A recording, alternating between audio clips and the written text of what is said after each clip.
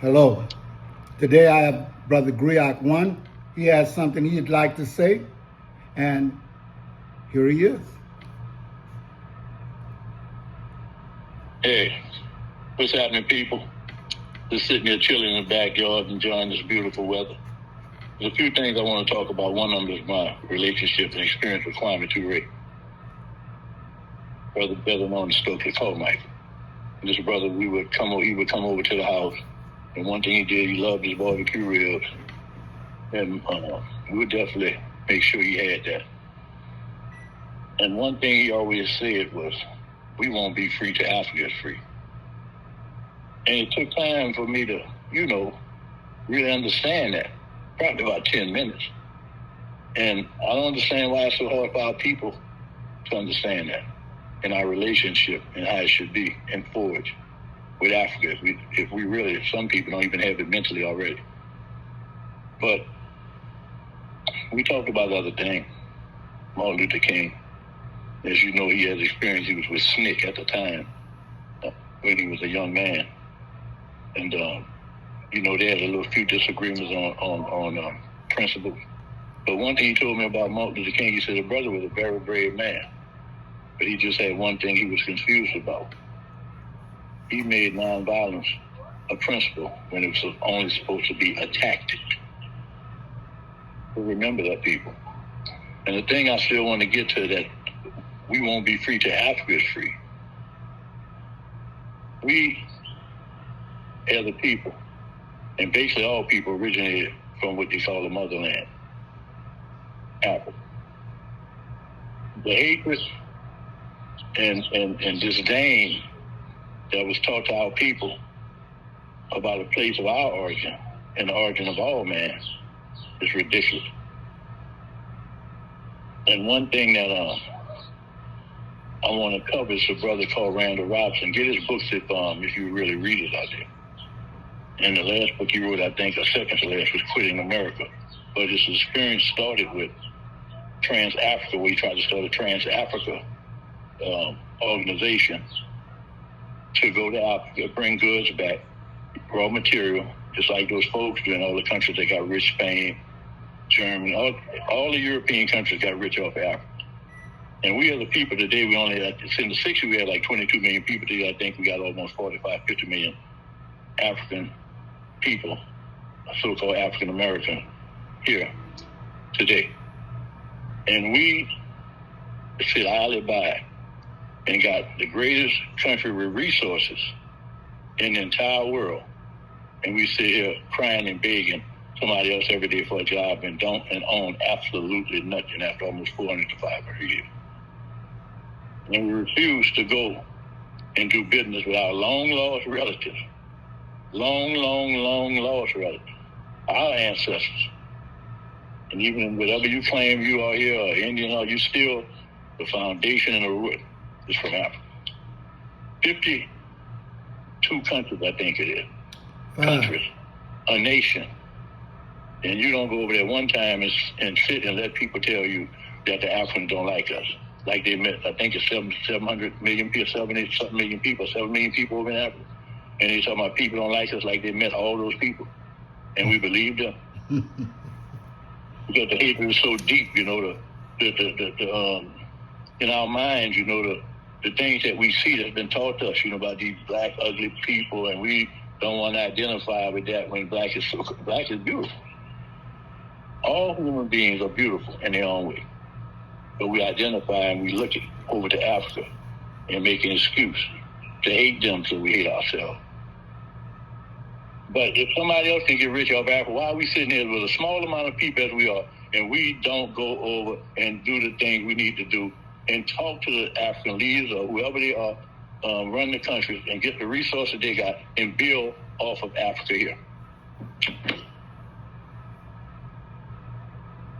And depend on our enemy to take care of us.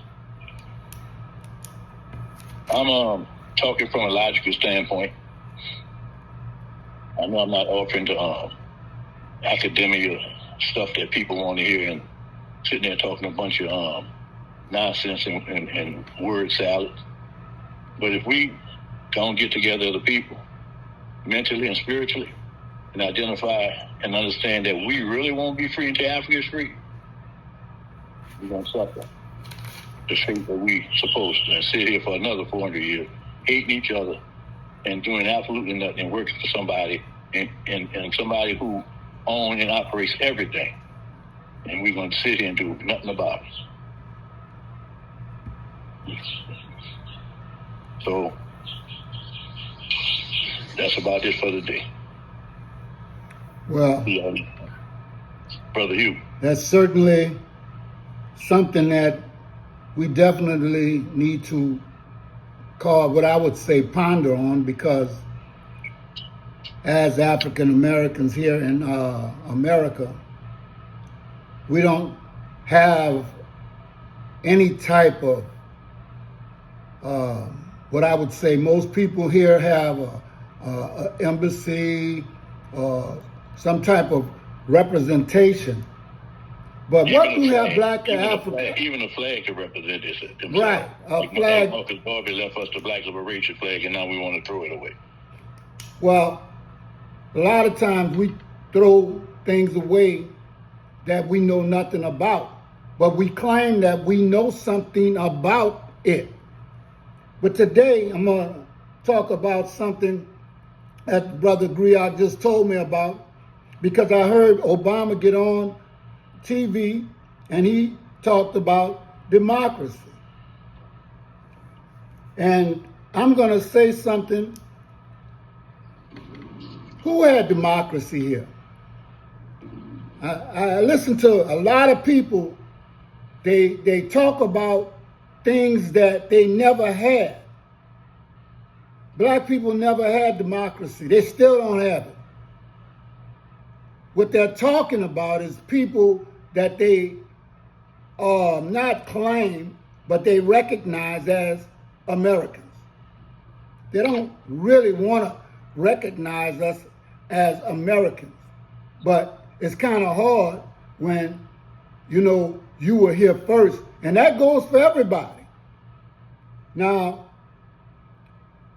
Greg one told me about the illusion of inclusion, but it's also an illusion of democracy, because, like I said, it doesn't represent everybody. And one of the things, we have to come full circle and tell the truth. We sit down here because you have a little bit of money and they allow you to get paid for your sweat. When they take you out there and they check your teeth, ask you to bend over and cough, and all that other stuff they do before they give you those big contracts, which remind me of the slave trade. It reminds me of when they put you on the block, have you running races and catching balls and everything else, while they sit in the stands, clock you, and do all the things that they do. They, remind me of Jesse Owens in 1932, I think, in Olympics, right? He was running against a horse, you see? Now, the people, and I'm not saying democracy is for everybody, but it's something that we can live under. Presently, we have had no choice, but it's getting to a point where that's even been threatened. We're looking for, the people deserve a system that works for them, for us. And I say them because the only reason why people are talking about democracy is because democracy, in which we will say white supremacy, is now affecting white people, European people. Definitely. And because it's affecting them, now it's a problem. See, we're the problem people, so far as most people say. Like Brother Tyrone Powell would say, how do it feel to be a problem people? Well, to somebody else, and then what happens, since you've been a problem people to somebody else so long, you become a problem to your own people and to your own self. Now, what irony, brother? Yeah, of course. We need a system that, like I said, works for the people, us, everybody.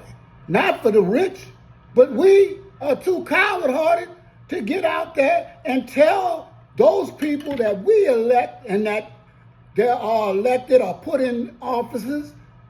This system we under now is cool if it was about equality. If it was about equality, it's about white supremacy. We know that. You know, you can have this system here. If this, because you can see one thing they always say, this is not a social country, this is not this, but inside of it, they got social security, they got social program. You know, it's not a dictatorship. At the same time, they got people up there dictating, like the Supreme Court, don't be moving, they dictate what you're going to do. That's dictatorship in a way, right? They got all the things they say they don't have, but if you look around, they got pockets of it everywhere. You know, and so you live under that. We live under a system. What you were talking about, democracy, everything that they would give, everything that we sit and think we under is an illusion, especially to African people who reside in America, African Americans. Because the thing is, our ancestors, everything that we enjoy, our ancestors shed blood for it. We protested it, we marched for it, we did and had them to sign things that everybody else took advantage of, even when the so-called democratic system or whatever system they called the American government signed those programs, which was supposed to be for us, for the people who really said. Nobody was with our people when they was in Supreme Court decisions and Thurgood Marshall was doing anything. Nobody was with our people when they was doing, going in certain neighborhoods and trying to get houses where they really couldn't live and put up with the stuff and throwing all the stuff that happened to them in every arena of life. And the seven, what Neely Fuller say? And the seven activities. Nine. And all activities of life, on all activities, we suffered under our ancestors made a way for us to enjoy whatever we got today. And since we gonna one day be ancestors, what we need to do, and all of us, especially the brothers and sisters who lost, who think they really lost, doing different things to their bodies and trying to become someone else, trying to do their hair, trying to do their nails, men doing this, sitting in the gym every day, getting buffed and big, and ain't gonna go stand in front of nobody and no system and do no kind of processing or marching to stand against things that's right. Matter of fact, half of them don't even take care of their children. And that's why we have the statistics we have today. But the things that we do, to become a problem to ourselves, those things need to stop. And we need to work on it. But that's like, all the leaders told many years, you hear the same thing over and over and over. But our hatred of self and our hatred of Africa and our belief in an invisible deity, which we can use anytime we want, to tell each other, oh man, well, God got me and God, Jesus don't do this. And no, these people are invisible. You don't know these people. You've never seen these people. And you're sitting in the house with your daughter's son, and you got a man that you deal with that's coming and doing things to you, even if he's your husband or the husband with the wife. And you sit there and try to blame some outside deity or give more respect to an outside deity than to give to the people that you see every day. You got it? Because that's nobody knows that. That's a great spirit. That's a great unknown. That's a mystery. So you let the mystery stay where it's at, but you deal with reality. And that's one thing we fail to do. But it becomes a show. It becomes a place that's passed down from mother to child. And from, the next thing, the child grow up and pass it down to their child.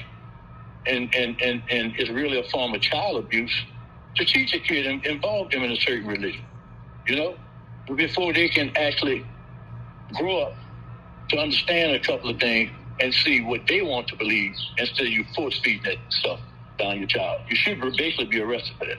I know I got off subject a little bit, but that's some of the things. No, that's okay. And that's one of the main things why we, as a people, because from the foundation, we lie to our children. We lie to them. We tell them this. And so if your child coming at you, is there God, is there Jesus, is there this, is there, you got to tell them, I don't know. You don't know. Is there heaven? You don't know. Is there hell? You don't know. I've been saying, just tell them the truth. I have been taught that by white folks. I have been taught that with the Bible they gave my people on the plantation. I have been taught that by some Ethiopian. I have been taught that by some Egyptian man. I have been taught that all these people were men on this earth. I have been taught this by this man called Muhammad and whoever else. Men. No spirit coming. If you know how big the universe is, look at the pictures from the Hubble telescope. Be brave enough to do that. and see how this universe really is and how it's set up and how vast it is, what infinity means. But you don't want to deal with anything that's going to keep you away, because you're going to sit there and say, well, this is where God lies, This is where I'm going. This is where you're going. You don't know where you're going. You don't even know if it exists. And please admit it to yourself and say, I don't know. You might wind up after that better off than what you think. Well, we had 15 minutes, and I will tell you something. We will conclude with, some people have called what is going on today an all-out assault on democratic principles.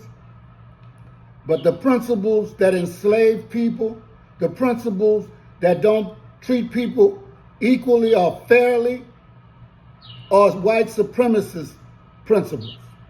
And to be brutally honest, we have to start talking and telling the truth about every area in which we live in, but you gotta first tell the truth to yourself. You gotta look in the mirror. Thank you. And what Brother Neely Fuller said, we got to end with this. So what we talking, if you don't understand white supremacy, how it works, then everything that you think you know will only confuse you. And I'm looking at a confused people already. Good night.